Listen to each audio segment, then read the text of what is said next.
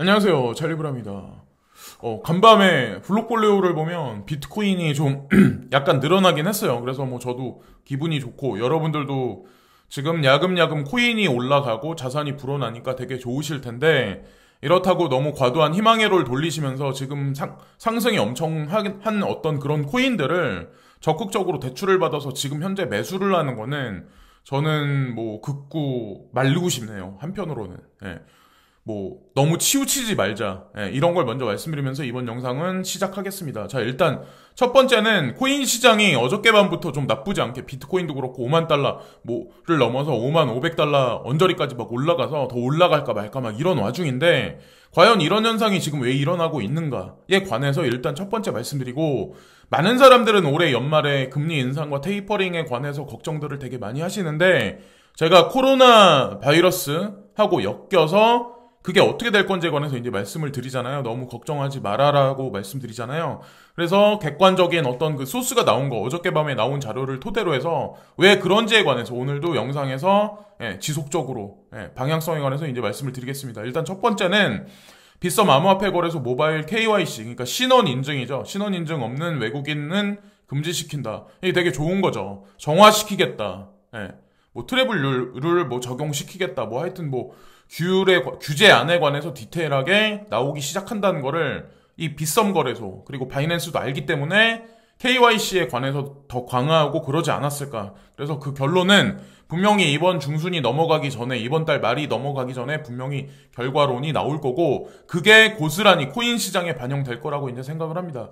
자, 다음 뉴스는 XRP에 관한 뉴스인데, 저도 XRP를 적지 않게 가지고 있고, 제가 최종적으로 가지고 갈 코인 중에 대표적인 코인 몇몇 개가 있어요. 뭐 비트코인이라든가 XRP라든가 이더리움이라든가 그 외에 몇몇 개 알트도 있긴 하지만, 진짜 제가 대표적으로 마지막 끝판왕이라고 생각하는 대표적인 코인이 XRP예요. 그 왜 그런지에 관해서는 각자 스스로 이제 나중에 공부를 해보시면 아마 아실 거고, 글렌 허친스라는 그분도 이제 똑같은 얘기를 하셨었어요. 자, 일단 사실적인 뉴스에 관해서 이제 말씀드리면, 라쿠텐이라고 일본의 아마존이죠. 전자상거래 그런 업체인데, 일본의 대다수의 사람들이 이 업체를 사용을 하는데, 여기서 XRP를 거래를 시킨대요. 그래서 9월 8일 날부터 거래가 재개되는데, 뭐 XRP 마진 거래를 재개할 것입니다. 뭐 이런 뉴스가 나왔어요.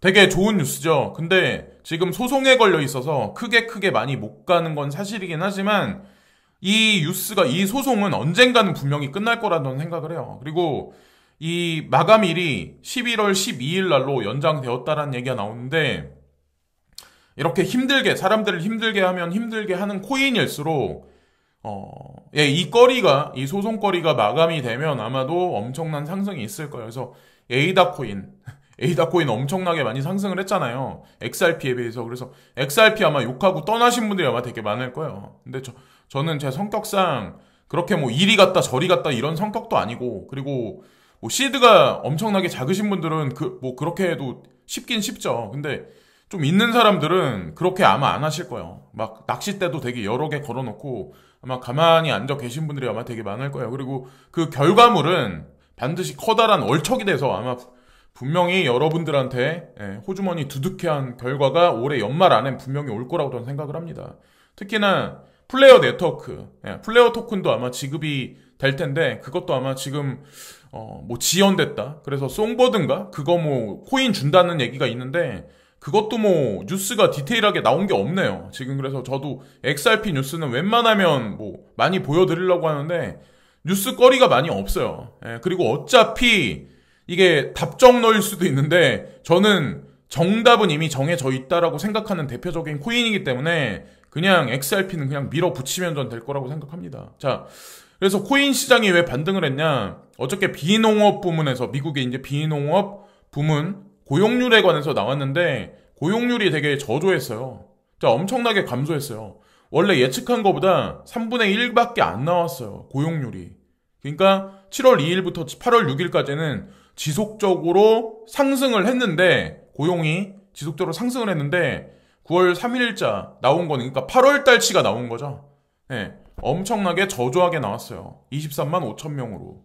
그래서 미국 비농업 고용지수가 많이 이렇게 감소했다는 얘기는 고용률도 되게 많이 없다. 그래서 테이퍼링이 연기될 거다. 그래서 금리 인상도 연기될 거라는 그런 어떤 스탠스가 월가에 파급력을 미치면서 사실은 주식시장보다 가상자산 시장이 좀 반사의 이익을 좀 많이 보지 않았나라는 생각을 해요. 그래서 비농업 고용지수는 농축산업을 제외한 전월 고용 인구수 변화를 측정합니다. 일자리 창출은 경제활동의 대부분을 차지하는 소비자 지출의 가장 중요한 지표인데 이것이 예상보다 적게 나와서 상당히 적게 나와서 미 달러와 같이 그러니까 달러 인덱스도 많이 하락을 했어요. 여기 나와 있는 것 같이 마이너스 0.15% 그래서 현재 92.08로 많이 하락을 했어요. 근데 상대적으로 주식시장 같은 경우는 지금 긴가민가한 상황이긴 하거든요. 현재. 근데 크립토 시장으로 많이 돈이 지금 현재 몰려있는 상황이 아닐까. 이게 단기적으로 아마 그럴 수는 있지만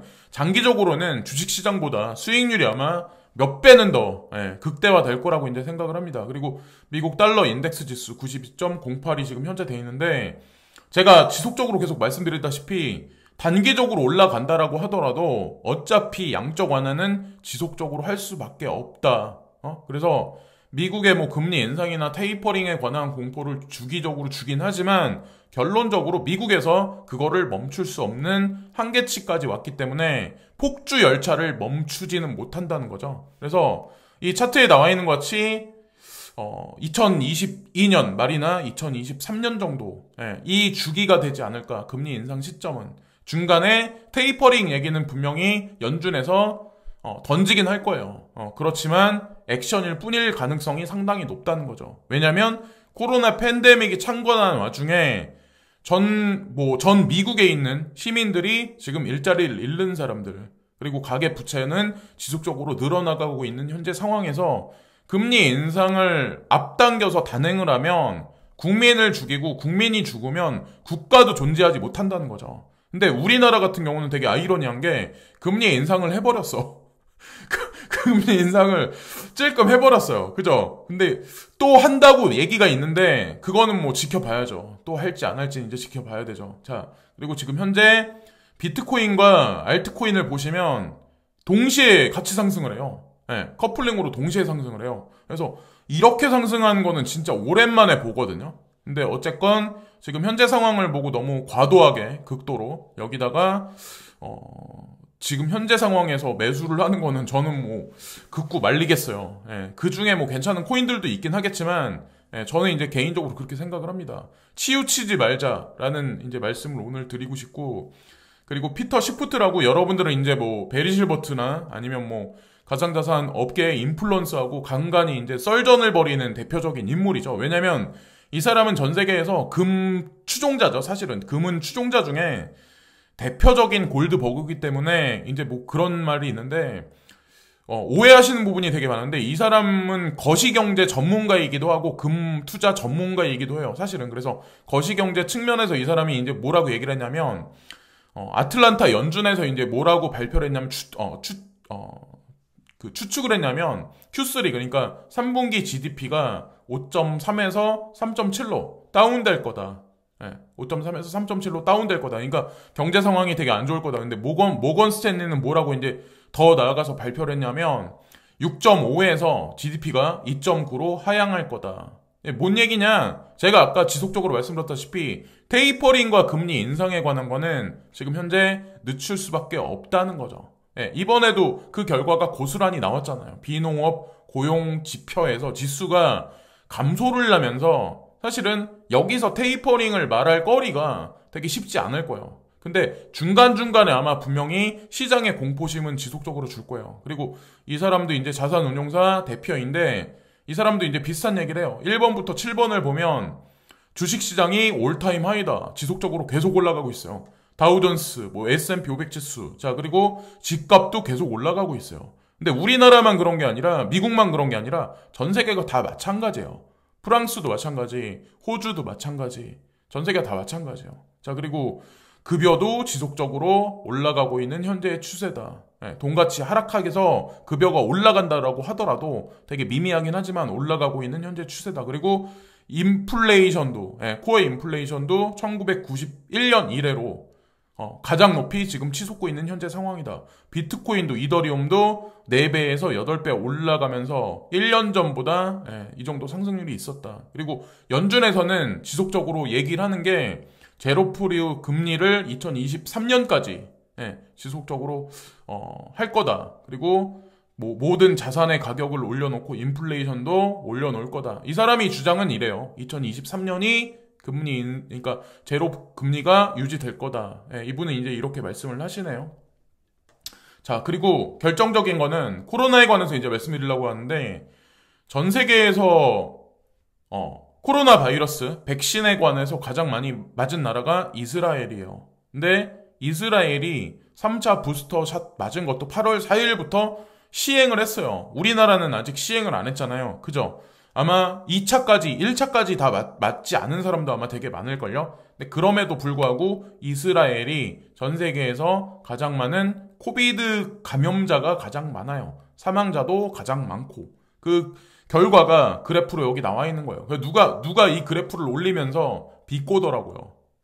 그래서 제가 말씀드린 뭐 테이퍼링이나 금리 인상에 관한 거를 항상 이제 코로나 이 주기랑 같이 결과물하고 같이 매크로 관점으로 연결해서 아마 보시면 저는 될 거라고 생각합니다. 새벽에도 이건 오늘 나온 거거든요. 오늘 새벽에. 근데 연준에서 또 양적 완화를 또 했네.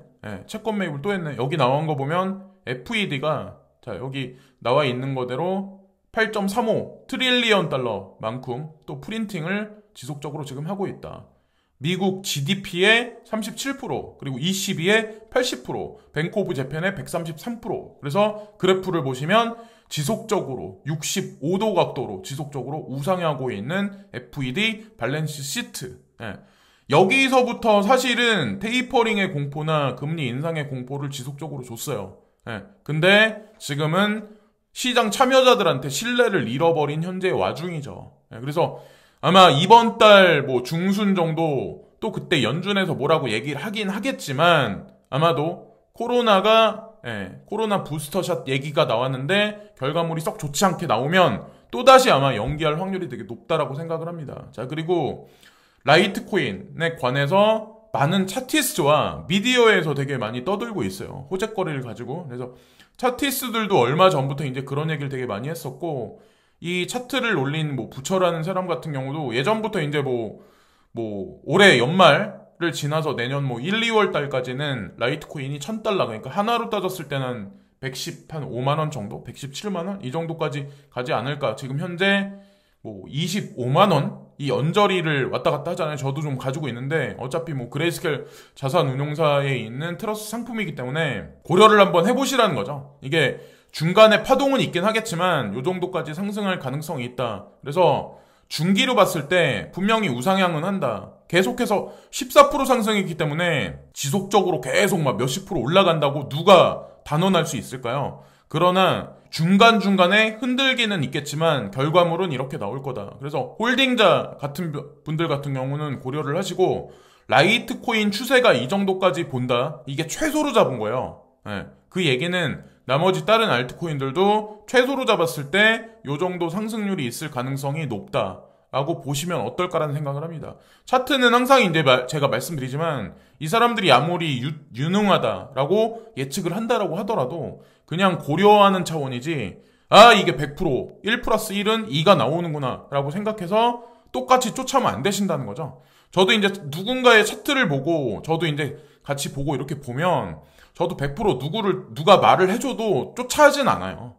그냥 참고만 할 뿐이지. 그리고 라이트코인이 곧 돌파구를 마련할 수 있는 3가지 이유. 그래서 이것도 9월 4일날 아침에 나온 건데, 일단은 8월 말 이후, 그러니까 지금 현재를 얘기한 거죠.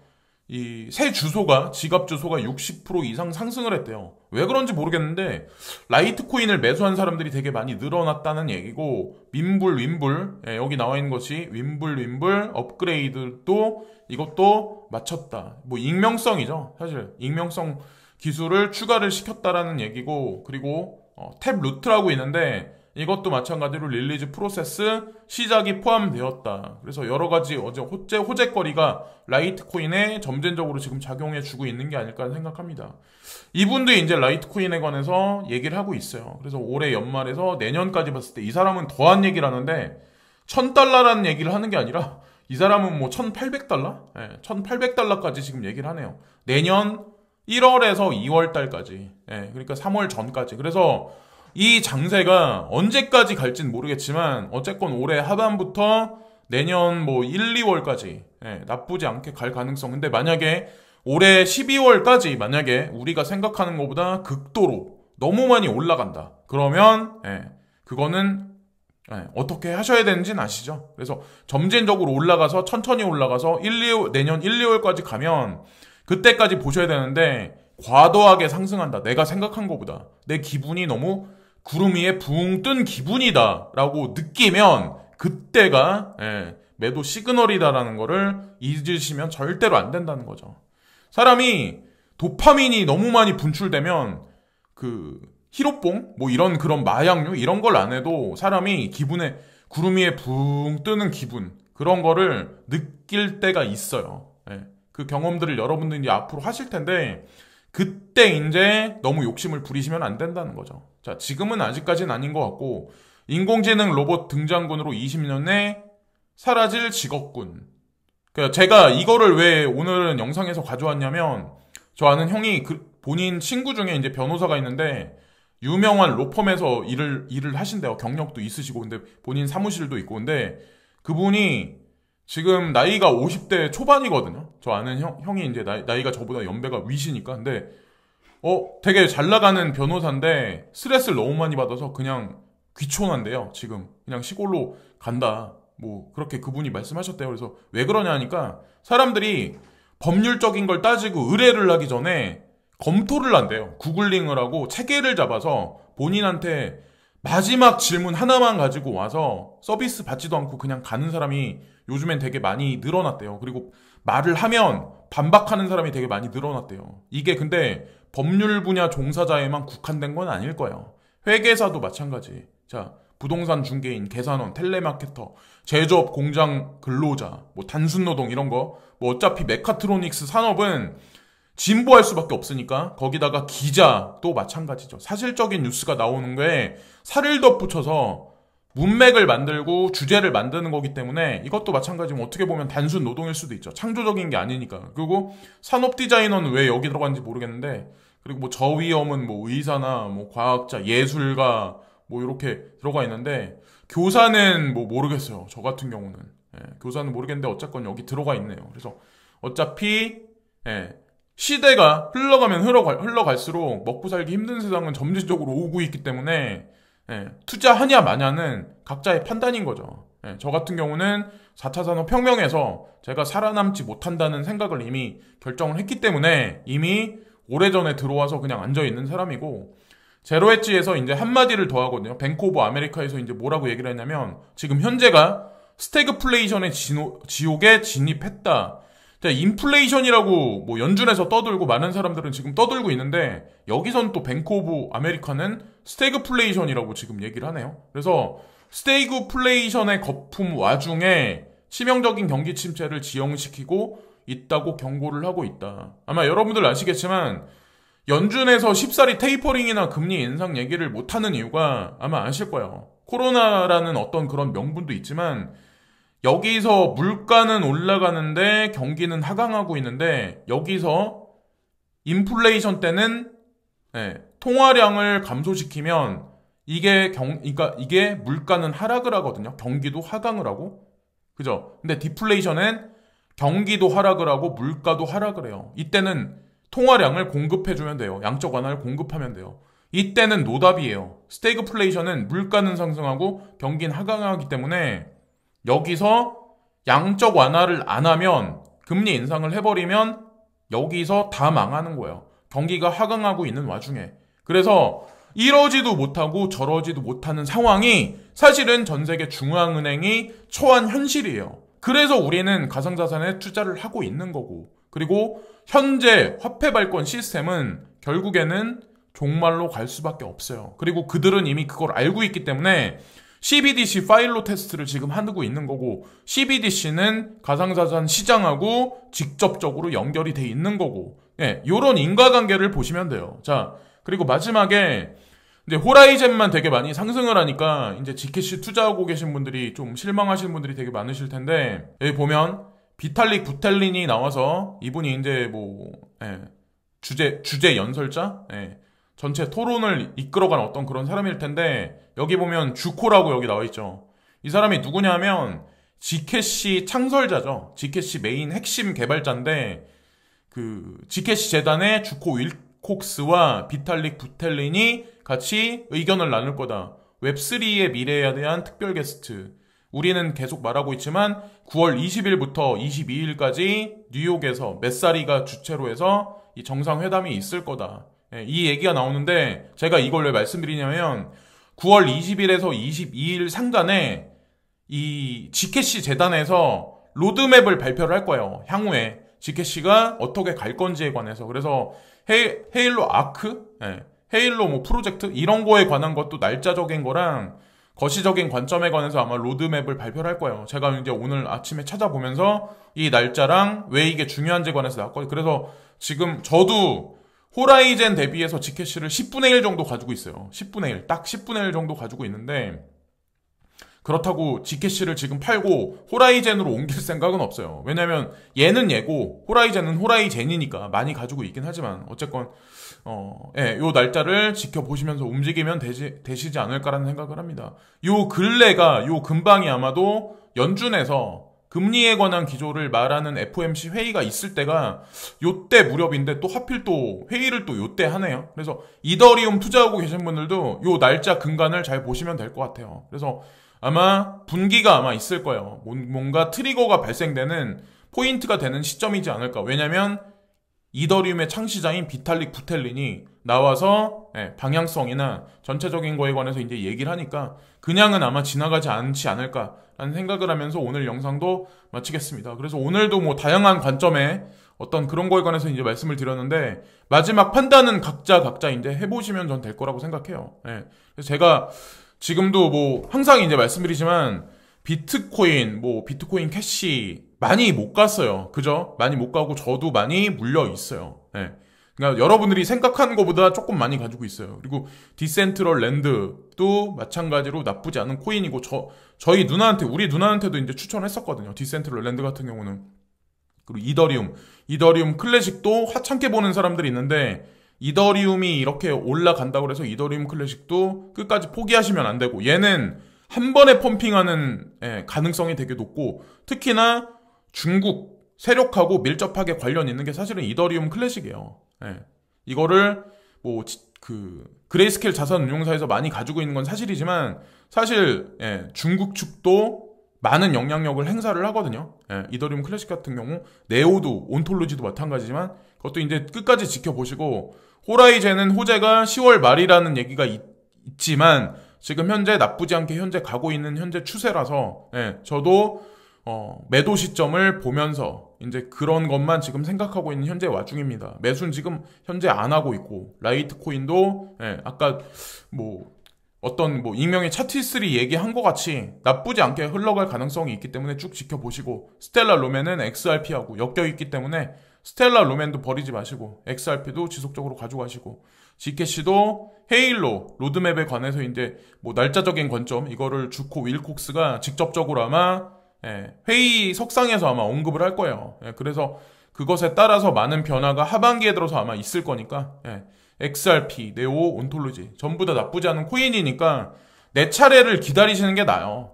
여기 보면은 비트코인 캐시 ABC 막 이렇게 올라가는 걸 보면 좀 한편으로 좀 짜증이 나죠. 왜냐면 저는 이거 다 헐값에 팔았거든. 그때 7만원인가? 8만원 요 언저리에 다 팔아버렸거든요. 왜냐면 이거는 BK 가진 사람들한테 공짜로 하나씩 줬었잖아요. 그래서 이걸 보면서 야, 짜증난다 이 생각은 하긴 하지만 뭐 어쩌겠어요. 내가 선택한 건데. 근데 웃긴 건 이슈거리가 없어요.